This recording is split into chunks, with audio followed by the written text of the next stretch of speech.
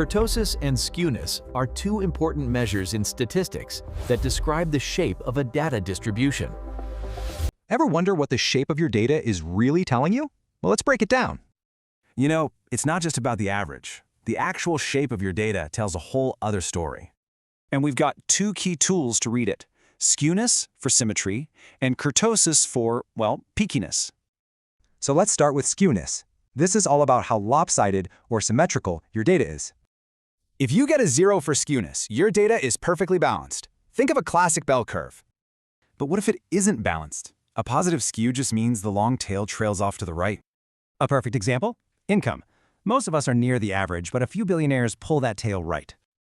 And on the flip side, you've got negative skew. This time, the long tail stretches out to the left. Think about retirement age. Most people hang it up late, but those few early retirees, they pull the tail left. So really, all skewness is telling you is which way the outliers are yanking your data. Okay, so symmetry is one thing, but what about the peak? How sharp is it?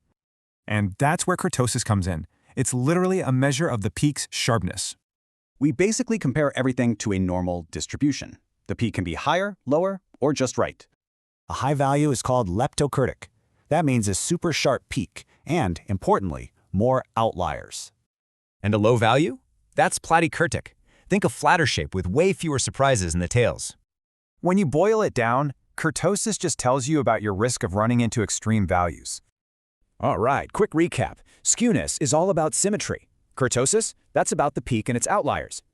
Put them together and you get a powerful snapshot. So, what stories will you find in your data?